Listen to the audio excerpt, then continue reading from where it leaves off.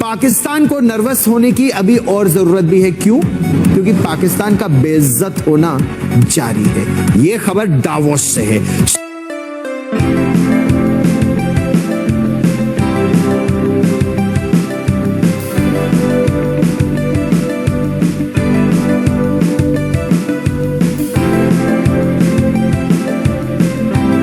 छुट्टी कराते आए, चाहे नवाज शरीफ साहब की 3 बार की गवर्नमेंट को आप देख लीजिए, हिस्ट्री उठा के देख लीजिए, वो हर बार यही कहते हैं कि हमने कशकोल तोड़ दिया है, कशकोल तोड़ देंगे। तो सर ये बहुत अच्छी बात है। स्विट्जरलैंड में डावोस में जहां दुनिया के ताकतवर देश आर्थिक भविष्य की बात कर रहे हैं, दुनिया के आर्थिक भविष्य की, वहीं पाकिस्तान के लिए बेइज्जती का एक और मंच तैयार था। ताजरों का दिवालिया डिक्लेयर करने के बाद पाकिस्तान के कठपुतली वजीर आजम शहबाज शरीफ IMF से एक बार फिर भीख मांगेंगे अगले हफ्ते डावोस इकोनॉमिक गैदरिंग में। जरूरत होती है। इकोनॉमिक प्रेशर, सियासी अदम इस्तेहकाम और टेररिज्म ऐसे मसाइल हैं जिनको एड्रेस किए बगैर पाकिस्तान अपनी नेशनल सिक्योरिटी को इंश्योर नहीं कर सकता। जब हो गया तो फिर देखेंगे, फिर हम बन जाएंगे हातिम ताई। आपके पैसों से आपके लिए हातिम ताई बनेंगे। करोड़ करोड़ रुपए का ऐलान हो गया, आपके पैसों से आपको करोड़ करोड़ रुपए देंगे और सबसे ज्यादा उनको देंगे जिनका किया धरा है। अब आप देखिएगा, लाइन में सबसे आगे ये दुकानदार खड़े होंगे, ये माफिया खड़ी होगी। चाइना के साथ ताल्लुकात में बेहतरी आई है, तुर्की के साथ हमारे ताल्लुकात में काफ़ी बेहतरी आई है और बल्कि खबर आई है कि वो पाकिस्तान में अब ड्रोन की फैक्ट्री लगाने जा रहे हैं और उनसे बातचीत कर रहे हैं कि हमें थोड़ा सा पैसा खर्च करने की इजाज़त दें, हमें थोड़ा रिलीफ देने की इजाज़त दें, क्योंकि अवाम के ऊपर बहुत बुरा वक्त है। हम लाते हैं टॉक शोज और अनलिमिटेड एंटरटेनमेंट सिर्फ यूट्यूब पर। अगर आपने अभी तक हमारा चैनल सब्सक्राइब नहीं किया तो अभी सब्सक्राइब करें और बेल आइकॉन को क्लिक करके हमारी लेटेस्ट वीडियोस के बारे में अपडेट जानें। पाकिस्तान को बेइज्जती की आदत पड़ चुकी है। उनके नेता विदेश में कहीं भी जाएं बस फजीहत ही फजीहत। इस बार स्विट्जरलैंड में पाकिस्तान की थू-थू हुई है। छात्रों ने यहां पाकिस्तान के खिलाफ नारेबाजी कर दी। पख्तून छात्र छात्राओं ने पाक हुकूमत को आईना दिखाया। पश्तूनों के कत्लेआम के खिलाफ जमकर नारेबाजी हुई। खैबर पख्तूनख्वा में मुनीर की आर्मी जिस तरह दमन कर रही है उससे पूरी दुनिया में गुस्सा है। एक बार ये तस्वीरें आप देखें।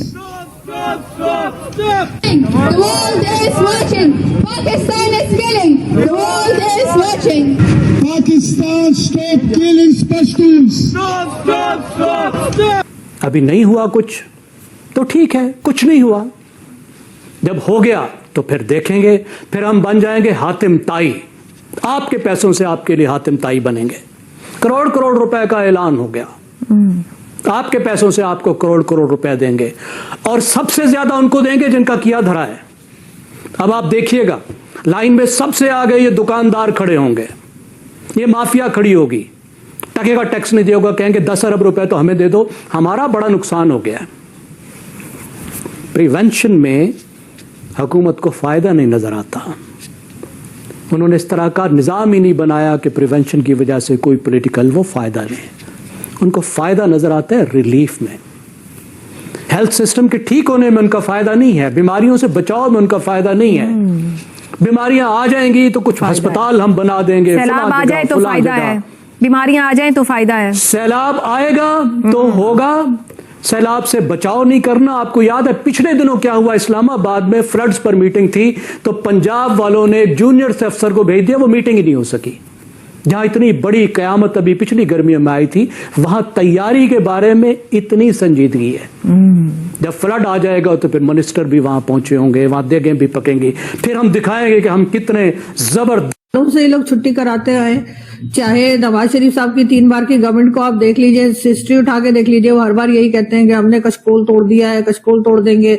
तो सर ये बहुत अच्छी बात है। अगर ये इस तरह से डिफरेंट कंट्रीज को अगर ये जहाज बेच रहे हैं, फाइटर जेट दे रहे हैं, तो बिल्कुल करें और उसके बाद अपनी इकोनॉमी को कड़ा करें। और सारी बात ये है कि जिस वक्त ऐसा होगा तो दुनिया को पता लग जाएगा। ऐसे स्टेटमेंट, पॉलिटिकल स्टेटमेंट तो हमारे लोग हमेशा ही देते रहे। नवाज शरीफ साहब के तीनों दौर में उन्होंने यही कहा कि जी IMF का नहीं जाएंगे, कशकोल तोड़ देंगे। इमरान खान ने कहा मैं खुदकुशी कर लूंगा लेकिन IMF नहीं जाऊंगा, लेकिन इनमें से किसी ने भी कभी भी ऐसा नहीं किया और ये बार बार IMF जाते रहे। और अभी आप देखिएगा नेक्स्ट प्रोग्राम में भी जाएंगे। अभी ये कितने 26वीं बार गए ना, 27वीं बार के लिए पेपर तैयार हो रहे होंगे और ये जाएंगे। और जिस दिन ये जाएंगे उस दिन आप ही सबसे पहले वीडियो बनाएंगे कि फिर चले गए। तो सर इनकी बातों का क्या है, ये तो इसी तरह की स्टेटमेंट देते हैं, लेकिन असल बात ये कि अगर रिजल्ट नजर आए जो ये कह रहे हैं, ये वैसे ही करके भी दिखाए ना, तब पता लगे सऊदी अरब को। मतलब ये तो वही हो गया ना सर, हम दुकान पे सामान लेने जाते हैं तो वो बाकी के पैसे के बजाय वो टॉफियां दे देता है कि चेंज नहीं है, टॉफियां ले लीजिए। तो ये वही कर रहे हैं, पैसे दे ना, उनसे पैसा लिया है तो पैसा वापस करें, उसके बजाय जहाज पकड़ा रहे हैं कि ये ले जाओ। मतलब ये हम ही लोग कर सकते हैं, ये कोई और नहीं कर सकता। ये टैलेंट हमारे ही अंदर है कि बजाय इसके कि उनके $3 बिलियन वापस करते, उनको 2 जहाज पकड़ा दिए, ये ले जाओ, चलो चलो जाओ। इकोनॉमी तो तब ठीक मानी जाएगी ना जब आप पैसे के बदले पैसा ही वापस करेंगे। पैसे के बदले आप सामान उठा के नहीं देंगे कि पैसा तो नहीं है, ये ले जाओ, तब होगा ना कि आप IMF के पास नहीं जाएंगे। लेकिन वो अगली पार्टी को जरूरत तो है ना मैडम, इसमें इनका तो कोई कसूर नहीं, अगली पार्टी ना ले।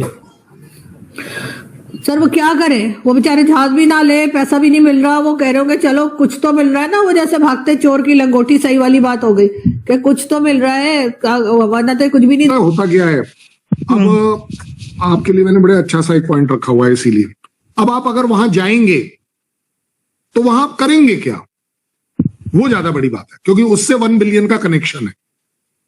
आप वहां जाएंगे तो आपको हमास को डिसआर्म करना है, ये आपका टास्क है, ये नोन टास्क है। डिसआर्म का मतलब ये हो गया कि उसके हथियार लेकर आप टेररिज्म में बेच दोगे, आपके पैसे पूरे हो जाएंगे। क्या बड़ी बात है। नहीं देखो, मैं प्रूफ देता हूं ना। अफगानिस्तान में यूएस जो हथियार छोड़कर गया था, वो जो बैलगाड़ियों पर लद लद के पाकिस्तान आए थे, गए कहां, आप बता दीजिए। मैं ये नहीं बोल रहा कि मैं आपको ब्लेम कर रहा हूं, वो हथियार गए कहां, जितना हथियार वहां से। चलिए कोई बात नहीं, हो सकता है ये मेरा आपको डाउन करने की बात होगी, ठीक है। आपने वहां जाकर हमास को डिसआर्म करना है। पाकिस्तान के शुरू से ही जो है ताल्लुकात अच्छे रहे हैं अमेरिका से, और हमने अपनी ज्योग्राफिकल लोकेशन उनको बेचने की कोशिश की कि we are access of the world. तो ये काफी पुरानी चीज है और हमने शुरू में ही उनसे बहुत ज्यादा तवक्कुआत वाबस्ता कर ली थी। और मुझे याद पड़ता है कि इतना 2 बिलियन हमने मांगा था शुरू में उनसे, और उन्होंने if I remember correctly 10 million दिया था या कुछ ऐसे ना। तो हमारी उम्मीदें जो हैं काफी अनरियलिस्टिक थी उस वक्त भी, और अब भी शायद हैं। तो बहरहाल एजुकेशन वाइज जो है ये फुल ब्राइट स्कॉलरशिप वगैरह, उससे फायदा तो हुआ पाकिस्तान को। बहुत सारे हमारे जो लोग हैं वो फुल ब्राइट पे अमेरिका गए और उन्होंने वहां पे आला तालीम हासिल की, लेकिन हमने अपनी इकोनॉमी पे तवज्जो नहीं दी, जो सबसे बड़ा फॉल्ट है मेरे ख्याल में हमारा। और हमारी रूलिंग एलीट को एहसास नहीं होता कि अपनी इकोनॉमी तो वो शायद बेहतर बना लेते हैं, लेकिन मुल्क की इकोनॉमी पे इतना फोकस नहीं होता, उतनी अहमियत वो नहीं देते जितनी उसको देनी चाहिए।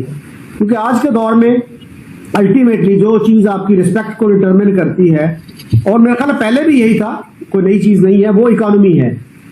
तो अगर आपके पास जो है पैसे हैं तो हर आदमी आपकी इज्जत करता है। अगर पैसों का मसला है तो फिर आपके जो करीबी अजीज हैं वो भी आपसे कन्नी कतराने लगते हैं। और कौमों का भी यही मामला है। हमारे प्राइम मिनिस्टर ने कितनी दफा कहा, मौजूदा वाले ने भी कहा, उससे पहले वाले भी, जो इमरान खान ने भी कहा था कि हम दोस्त मुल्कों की तरफ जाते हैं तो वो समझते हैं कि पैसे मांगने आ गए हैं। तो ये हमें सोचना चाहिए, अपनी इकोनॉमी को स्ट्रॉन्ग फुटिंग्स पे करना चाहिए, जो इकोनॉमिक रिफॉर्म्स हमें चाहिए हैं उन पे काम करना चाहिए। तो जब तक इकोनॉमी स्ट्रांग नहीं होगी तो ये मसाइल आते रहेंगे। सर बिल्कुल ऐसा ही है, लेकिन सर अगर हम ये देखें कि भारत से अगर हम सीखने की कोशिश करें, बेशक हम कहते हैं कि वो हमारा दुश्मन है और कुछ भी कहें, लेकिन सर भारत के लोग जो हैं उनको वीजाज मिलने में भी बहुत ज्यादा दिक्कत नहीं होती जैसे कि हमें प्रॉब्लम फेस करनी पड़ती है। तो आपको ये वीडियो कैसा लगा कमेंट बॉक्स में जरूर लिखिए, इस वीडियो को लाइक कीजिए, शेयर कीजिए, सब्सक्राइब करना ना भूलिए आपके चैनल EFC को। मिलते हैं अगली वीडियो में। जय हिंद।